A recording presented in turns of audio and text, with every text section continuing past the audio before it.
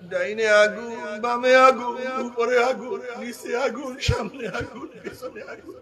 ও মামারে খুব ভালো মতো বুঝিয়া শুনিয়া মাওলার কবরে যায়। ও বড় লোক বাবারা, আজকে ছোট্ট একটা কাঁটার আঘাত সহ্য করতে পারো না, আজকে তোষক ব্যতীত ঘুমাইতে পারো না,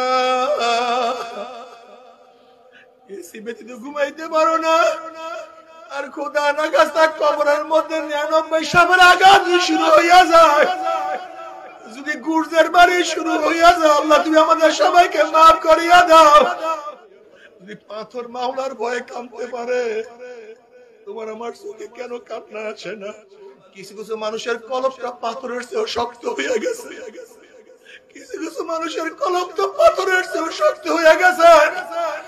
আল্লাহ পাক বলেন কিছু কিছু পাথর আমি মাওলার ভয়ে টাস টাস ফাটিয়া যাইতে আছে, ফাটিয়া ফাটিয়া পানি বাহিয়া দিতে আছে। কিছু পাথর তো কাঁদতে কাঁদতে নহর জারি করিয়া ফেলাইতে আছে। কিছু কিছু পাথর তো আমি মাওলার ভয়ে গড়াইয়া গড়াইয়া গড়াইয়া গড়াইয়া পড়িয়া যাইতে আছে। হাত পার মধ্যে জাহান্নামের শিকল লাগাইয়া টানা শুরু করবে। নাফরমান তো যাইতে চাইবে না, যা কিছু ধরবে সব সিরিয়া সিরিয়া চলিয়া যাবে। এরকম টানতে টানতে জাহান্নাম, জাহান্নামে ধাম ধাম ধাম ধাম ভিক্ষা ভিক্ষা মারতে থাকবে। জাহান্নামে মারার পর 70 বছর, 1 বছর, 2 বছর, 10 বছর, 20 বছর, 30 বছর না, 70 বছর পর্যন্ত জাহান্নাম নিচে যাইতেই থাকবে, যাইতেই থাকবে। ডাইনে আগুন, বামে আগুন, উপরে আগুন, নিচে আগুন, সামনে আগুন, পিছনে আগুন। বাবা তুমি কেন দেখো না? সূর্য কখন চলিয়া গেছে, সূর্য যেই তাপ দিছে সেই তাপ সহ্য করতে পারি না, অথচ ছায়া ঘেরা দুনিয়ার ঠান্ডা দুনিয়ার মধ্যেও যদি সূর্যের সহ্য গরম সহ্য করতে না পারি, কিয়ামতের ময়দানে সূর্যের গরম কেমনে সহ্য করব? আল্লাহ তুমি মাফ করিয়া। ও বড় লোক বাবারা, আজকে ছোট্ট একটা কাঁটার আঘাত সহ্য করতে পারো না, আজকে তোষক ব্যতীত ঘুমাইতে পারো না, এসি ব্যতীত ঘুমাইতে পারো না। আর খোদা না গাছটা কবরের মধ্যে 99 সাপের আঘাত শুরু হইয়া যায়, যদি গুর্জের বাড়ি শুরু হইয়া যায়, আল্লাহ তুমি আমাদের সবাইকে মাফ করিয়া দাও। মুসা আলাইহিস সালাম একদিন এক জায়গা থেকে রওনা করছেন, দেখেন একটা পাথর কান্দে। নবী মুসা আলাইহিস সালাম বলেন, পাথর তুই কেন কান্নাকাটি করতে আসো?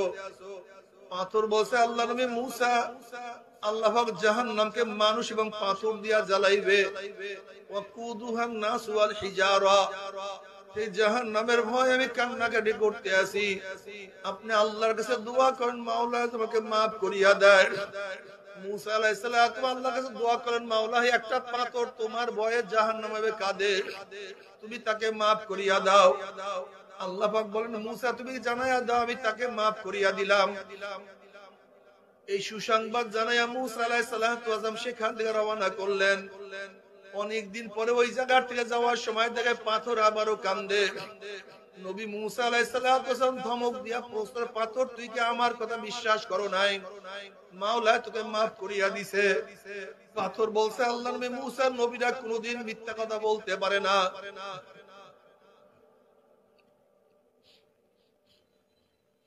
আল্লাহ আমাকে মাফ করছে, আমি বিশ্বাস করি, তাহলে আবারও কেন কান্দো?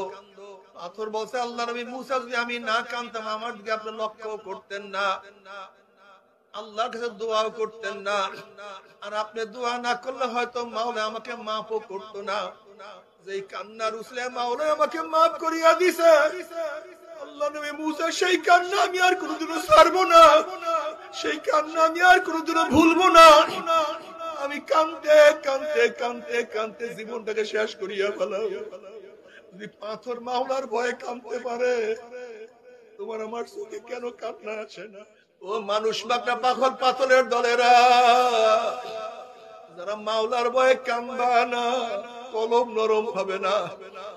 এই শক্ত কলবকে আল্লাহ নরম করার জন্য জাহান্নামের মধ্যে আগুনের বড় বড় হাতুড়ি তৈরি করে রাখছে, বড় বড় আগুনের হাতুড়ি তৈরি করে রাখছে।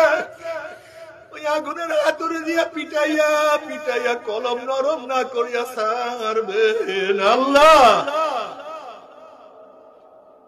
বাবারে তুমি কেন বুঝো না? এত নবীরা কোনদিন মিথ্যা কথা বলতে পারে না। কোটি কোটি আল্লাহর ওলিরা কোনদিন মিথ্যা কথা বলতে পারে না। কোরআন হাদিস কোনদিন মিথ্যা হইতে পারে না রে বাবা। মনকে বুঝো রে মন। শয়তান আল্লাহর কাছে ওয়াদা করিয়া আসছে, মাওলা হে, যে আদমের জন্য আমি চিরতরে জাহান্নামী হয়ে গেলাম, ওই আদম সন্তান আমি জাহান্নাম না নিয়ে ছাড়বো না। ওই শয়তান তো আল্লাহর কাছে কসম করে আসছে, এর জন্য শয়তান আমাদেরকে সব সময় জাহান্নামের দিকে হাঁকাইতে আছে, জাহান্নামের দিকে হাঁকাইতে আছে। আমার মাওলাও তোমার দিকে আমার দিকে তাকাইয়া রইছে। শয়তান আমাদেরকে জাহান্নামে নিয়ে যায়, আর আমার মাওলা তোমার দিকে আমার দিকে তাকাইয়া আছে। যদি জাহান্নামের কিনারায় বসিয়া বান্দা আমার মাওলাকে ডাকে, আল্লাহ আল্লাহ তুই আমাকে ধরো, তুমি আমাকে বাঁচাও, তুমি আমাকে ক্ষমা করিয়া দাও। মনে রাখতে হবে আল্লাহ পাকের গজব, আল্লাহ পাকের গজব ছোট্ট জিনিস দিয়া হয়। আল্লাহ পাক গজবের জন্য খুব বহুত বড় জিনিস ব্যবহার করেন না। যেরকম আব্রাহামকে ধ্বংস করছে ছোট ছোট পাখি দিয়া, কলই ডাইলের মতো, মুসুরি ডাইলের মতো বড় বড় বোমা, ছোট ছোট বোমা দিয়া। আর আল্লাহ পাক নমরুদকে ধ্বংস করছে ন্যাংরা মশা দিয়া। কি মশা দিয়া? ফিরাউনকে আল্লাহ পাক ধ্বংস করছে দুই পানির চাপা দিয়া। কি কথা ঠিক না? কাজে খবরদার আল্লাহর সাথে গাদ্দারি করিও না, বেঈমানি করবা না। যদি আল্লাহ পাকের সাথে বেঈমানি করো, আল্লাহ পাক কখন কোন সময় গজবের মধ্যে ফালাইয়া দিবে তুমি নিজে চিন্তাও করতে পারবা না। যাই হোক, যেটা বলতেছিলাম,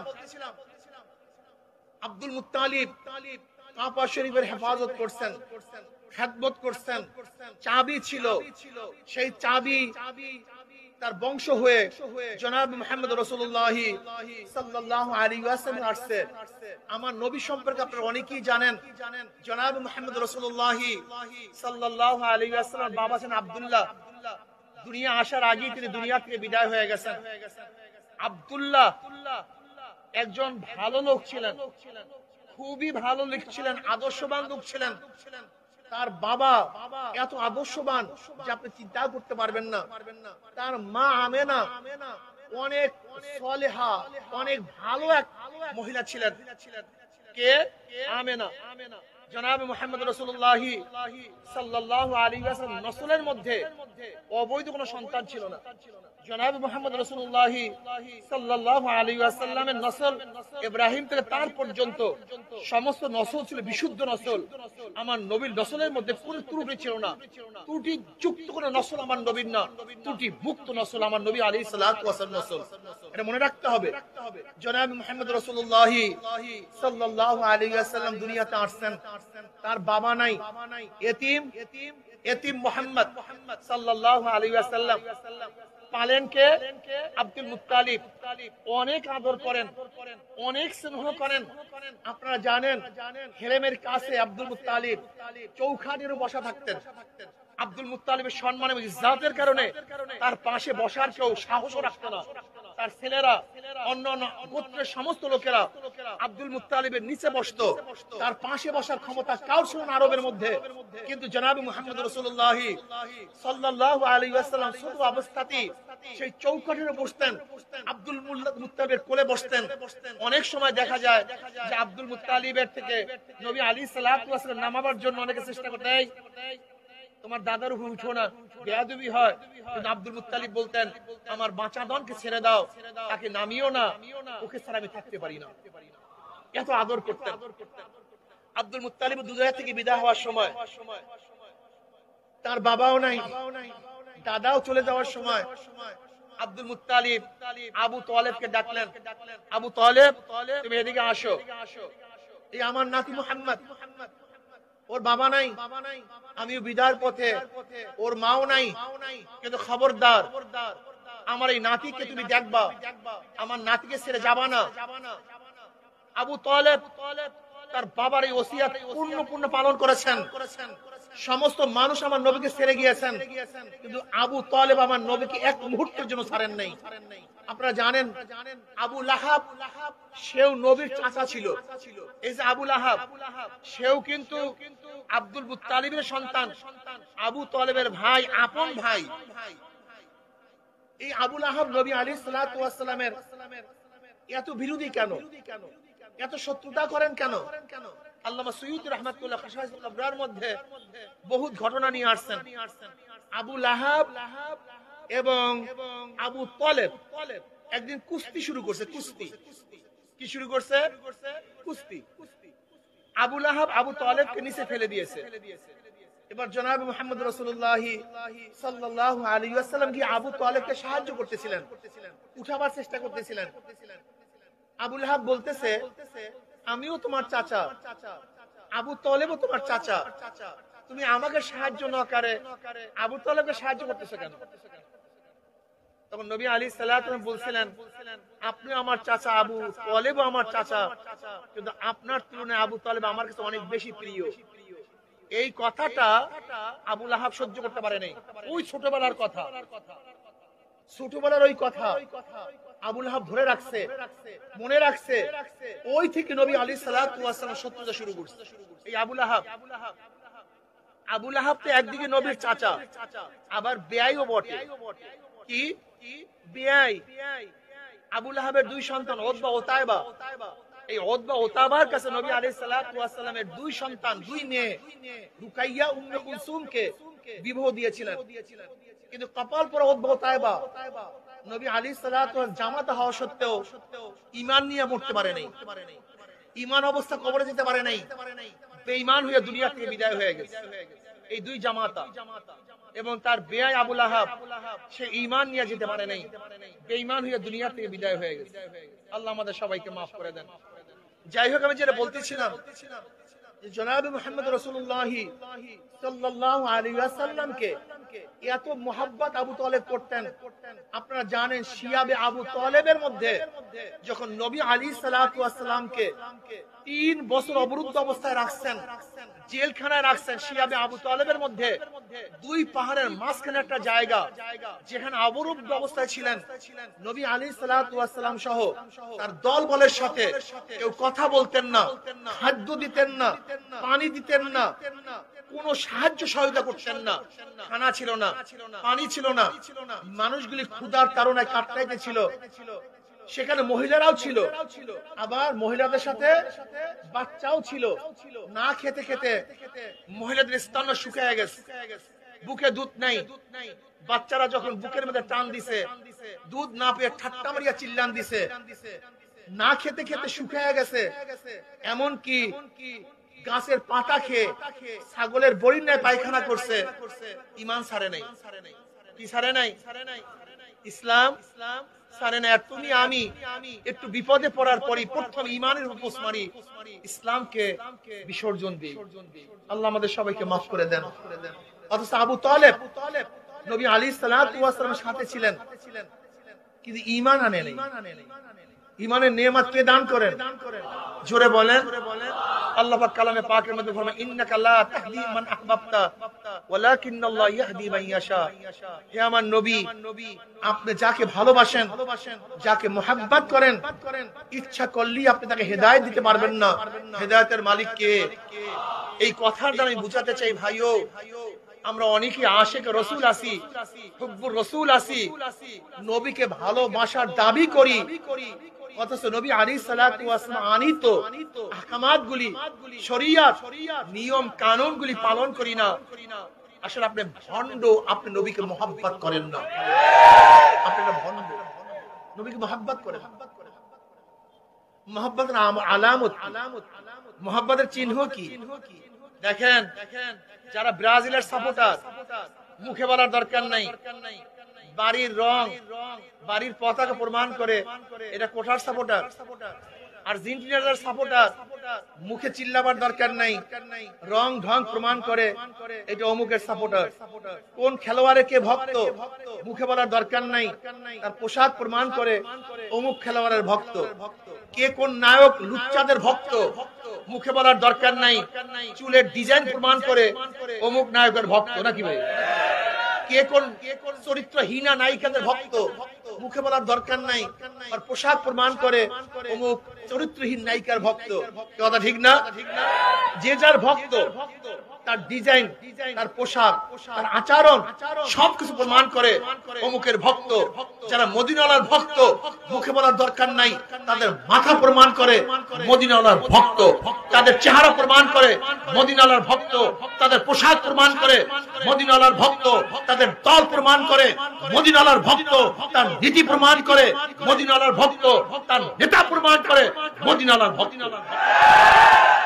মুখে বলার দরকার নেই, কোনো দরকার নেই, তোমার চেহারা প্রমাণ করবে কারকে ভক্ত।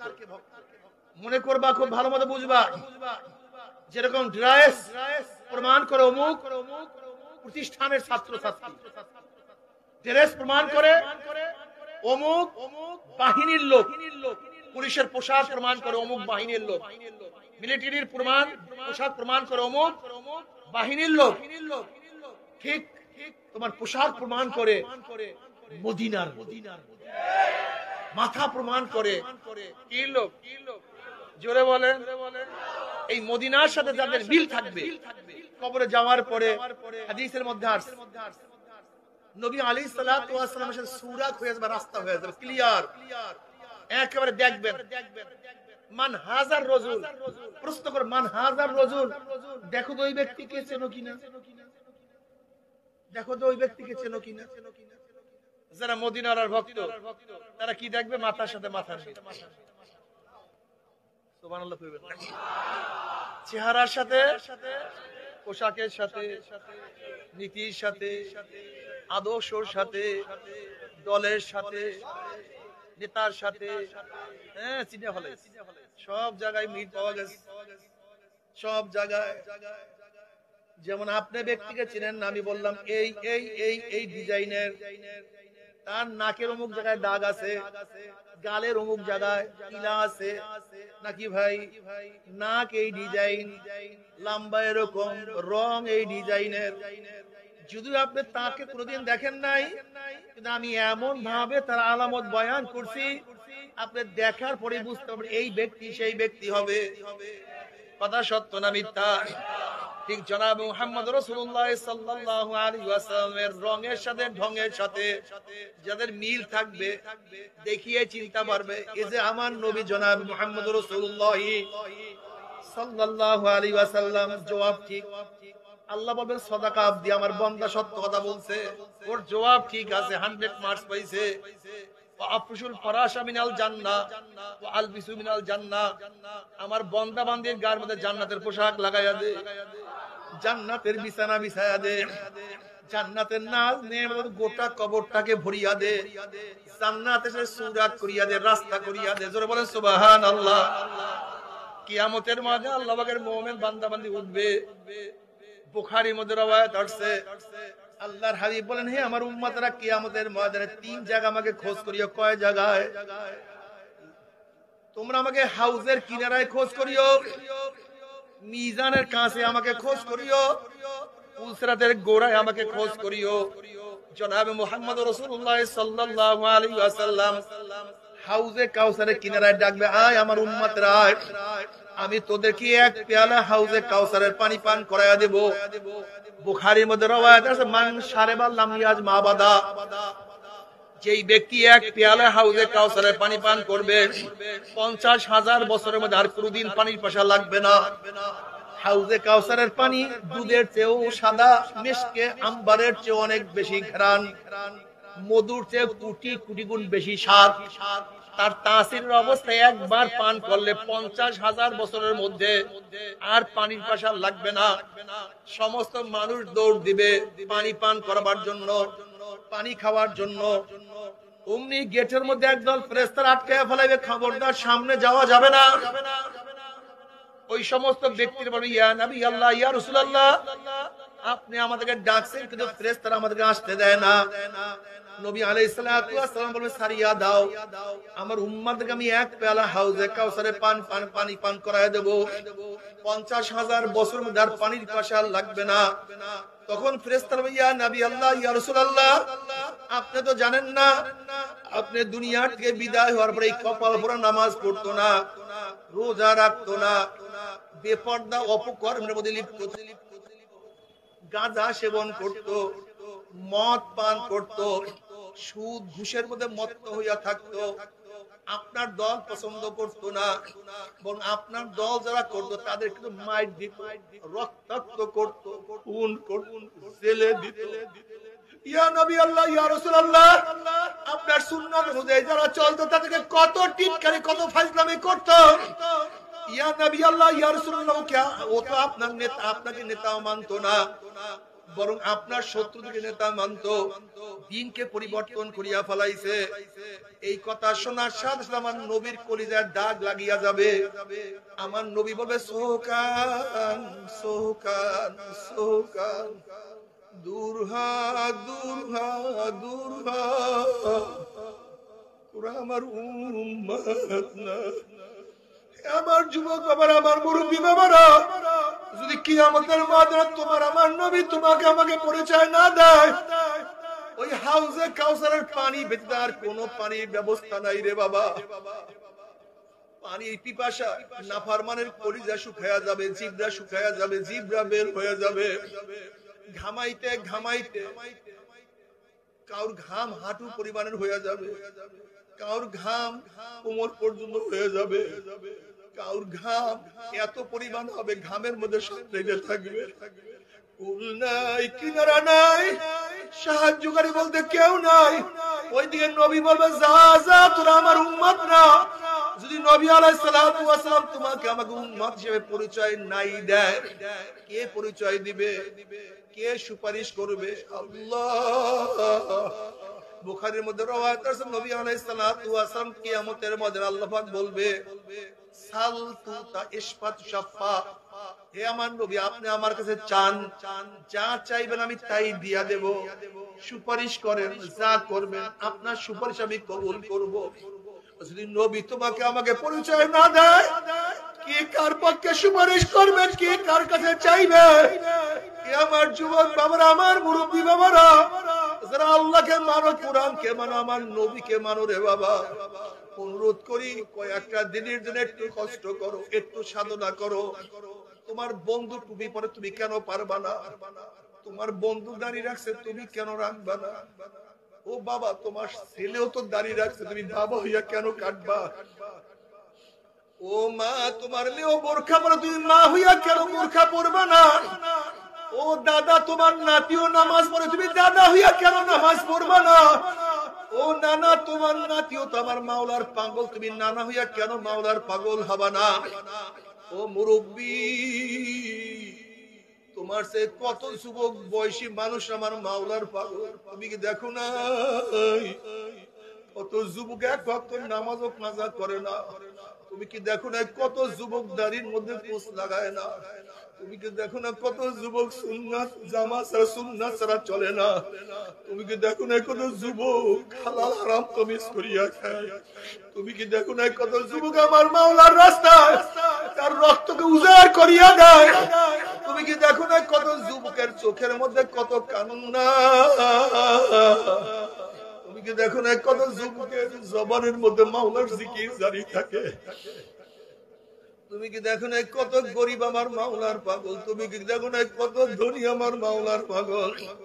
তুমি কি দেখো না কত রোগী এত অসুস্থ কিন্তু মাওলাকে সিজদা দিতে ভুল করে না? তুমি কেন পারবা না? তুমি কেন পারবা না? আল্লাহ না করুক, আল্লাহ না করুক, আল্লাহ না করুক, যদি নবীর সাথে পরিচয় না করিয়া কবরে যাও, যখনই নবীকে দেখবা তুমি নবীকে চিনতে পারবা না। নাফরমান বলবে হ্যাঁ হ্যাঁ লা দিয়া, আমি ওনাকে চিনি না, ওনার সাথে আমার কোনো সম্পর্ক নাই। তুমি আমার মাওলা বলবে কাযাবা আদুল্লাহ, আমার দুশমন মিথ্যা কথা বলছে, এক কবরের মাটি চাপ দে, অমনি কবরের দুই পাশের মাটি এত জোরে চাপ মারবে, চাপের সুরে এক পাথরের হাড্ডি আর এক পাথর লাগাইয়া ফলাইবে রে বাবা। আল্লাহ পাক বলবে ফেরেশতারা কবরের মধ্যে আগুন ধরাইয়া দে, অমনি গোটা কবরটা আগুনে ভরিয়া যাবে, আল্লাহ তুমি মাফ করিয়া দাও। এরপরে কিয়ামতের ময়দানে ধাক্কা দিয়া সূর্যের নিচে ফালাইয়া দেওয়া হবে, আল্লাহ তুমি আমাদের সবাইকে ক্ষমা করিয়া দাও। হাতের মধ্যে জাহান্নামের শিকল লাগাইয়া কত বাবা দেখবে ছেলেকে টানিয়ে নিয়ে যায়, আবার কত ছেলে দেখবে বাবাকে টানিয়ে, কত ভাই দেখবে ভাইকে টানিয়ে নিয়ে যায়, কত স্ত্রী দেখবে স্বামীকে টানিয়ে নিয়ে যায়, কত স্বামী দেখবে স্ত্রীকে নিয়ে যায়, কত বন্ধু দেখবে বন্ধুকে জাহান্নামের শিকল লাগাইয়া টানিয়া নিয়ে যায়, কত মুরিদ দেখবে পীরকে নিয়ে যায়, আবার কত পীর দেখবে মুরিদকে টানিয়া নিয়ে যায়, কত মালিক দেখবে গোলামকে নিয়ে যায়, কত গোলাম দেখবে মালিককে নিয়ে যায়।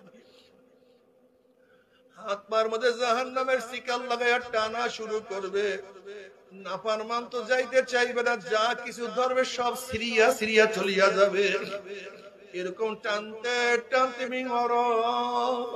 জাহান্নাম, জাহান্নামে ধাম ধাম ধাম ধাম ভিক্ষা ভিক্ষা মারতে থাকবে। জাহান্নামে মারার পর 70 বছর, 1 বছর, 2 বছর, 10 বছর, 20 বছর, 30 বছর না, 70 বছর পর্যন্ত জাহান্নাম নিচে যাইতেই থাকবে, যাইতেই থাকবে। ডাইনে আগুন, বামে আগুন, উপরে আগুন, নিচে আগুন, সামনে আগুন, পিছনে আগুন। বাবা তুমি কেন দেখো না সূর্য কখন চলিয়া গেছে? সূর্য যেই তাপ দিছে সেই তাপ সহ্য করতে পারি না,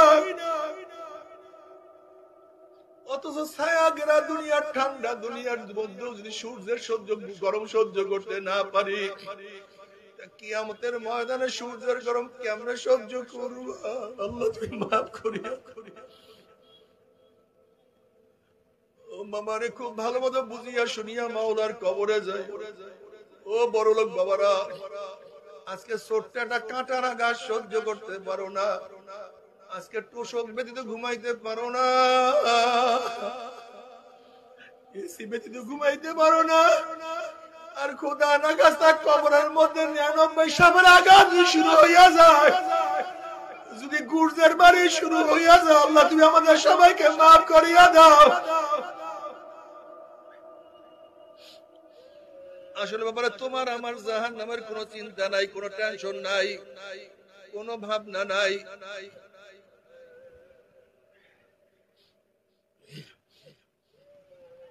মুসা আলাইহিস সালাতু ওয়াস সালাম একদিন এক জায়গা থেকে রওনা করছেন, দেখেন একটা পাথর কান্দে।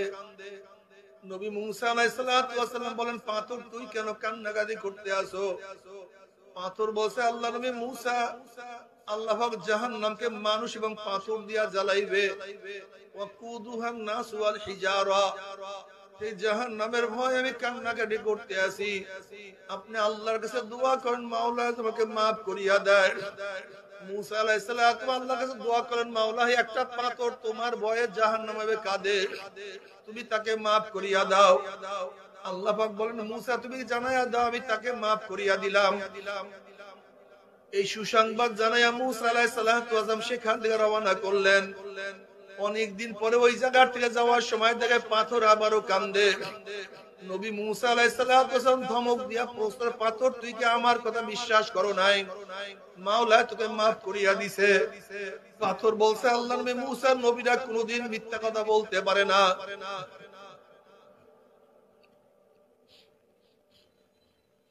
আল্লাহ আমাকে মাফ করছে, আমি বিশ্বাস করি, তাহলে আবারও কেন কান্দো? পাথর বলছে, আল্লাহ নবী মুসা, যদি আমি না কান্দতাম আমার দিকে আপনি লক্ষ্য করতেন না, আল্লাহর কাছে দোয়াও করতেন না, আর আপনি দোয়া না করলে হয়তো মাওলা আমাকে মাফও করতো না। যেই কান্নার উসলে মাওলা আমাকে মাফ করিয়া দিছে, আল্লাহ নবী মুসা সেই কান্না আমি আর কোনোদিনও ছাড়বো না, সেই কান্না আমি আর কোনোদিনও ভুলবো না। আমি কাঁদতে কাঁদতে কাঁদতে কাঁদতে জীবনটাকে শেষ করিয়া ফেলাম। যদি পাথর মাওলার ভয়ে কাঁদতে পারে, তোমার আমার চোখে কেন কান্না আসে না? এর মূল কারণ হলো তোমার আমার কলবটা পাথরের যে শক্ত হয়ে গেছে। আল্লাহ পাক কালামে পাকের মধ্যে ফরমান সুম্মা কাসাত কুলুবুকুম মিন বাদি যালিকা ফাহিয়া কাল হিজারাতি ওয়া শাদ্দু কাসওয়া ওয়া ইন্না মিনাল হিজারাতি লামা ইয়াতাফাজ্জারু মিনহুল আনহার ওয়া ইন্না মিনহা লামা ইয়াশাক্কাকু ফায়াখরুজু মিনহুল মা ওয়া ইন্না মিনহা লামা ইয়াহবিতু মিন খাশিয়াতিল্লাহ ওয়া মাল্লাহু বিগাফিলিন আম্মা তা'মালুন। কিছু কিছু মানুষের কলবটা পাথরের চেয়ে শক্ত হয়ে গেছে। কিছু কিছু মানুষের কলবটা পাথরের চেয়ে শক্ত হয়ে গেছে। আল্লাহ পাক বলেন কিছু কিছু পাথর আমি মাওলার ভয়ে টাস টাস ফাটিয়া যাইতে আছে, ফাটিয়া ফাটিয়া পানি বাহিয়া দিতে আছে।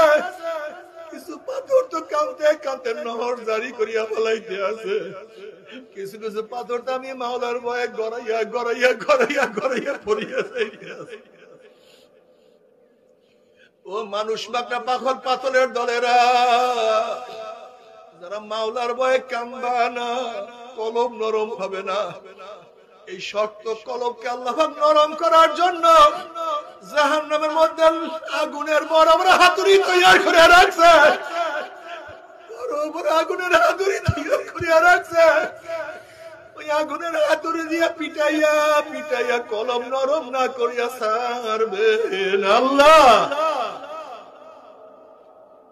বাবারে তুমি কেন বুঝো না? এত নবীরা কোনদিন মিথ্যা কথা বলতে পারে না। কোটি কোটি আল্লাহর ওলিরা কোনদিন মিথ্যা কথা বলতে পারে না। কোরআন হাদিস কোনদিন মিথ্যা হইতে পারে না রে বাবা। মন কি বুঝো রে মন? শয়তান আল্লাহর কাছে ওয়াদা করিয়া আসছে, মাওলা হে, যে আদমের জন্য আমি চিরতরে জাহান্নামী হয়ে গেলাম, ওই আদম সন্তান আমি জাহান্নাম না নিয়ে ছাড়বো না। ওই শয়তান তো আল্লাহর কাছে কসম করে আসছে। এর জন্য শয়তান আমাদেরকে সব সময় জাহান্নামের দিকে হাঁকাইতে আছে, জাহান্নামের দিকে হাঁকাইতে আছে। আমার মাওলাও তোমার দিকে আমার দিকে তাকাইয়া রইছে। শয়তান আমাদেরকে জাহান্নামে নিয়ে যায়, আর আমার মাওলা তোমার দিকে আমার দিকে তাকাইয়া আছে। যদি জাহান্নামের কিনারায় বসিয়া বান্দা আমার মাওলাকে ডাকে, আল্লাহ আল্লাহ তুই আমাকে ধরো, তুমি আমাকে বাঁচাও, তুমি আমাকে ক্ষমা করিয়া দাও। বন্দারে জাহান্নামের কিনারায় বসিয়াও তুই আমাকে ডাক দাও, আমি মাওলায়, আমার মাওলায় তোর কুদরতি, আমি মাওলায় কুদরতি হাতে তোর হাত কানে ধরিয়া ফেলাবো। আমি তোকে জাহান্নাম থেকে টান দিয়ে জান্নাতে নিয়ে যাব।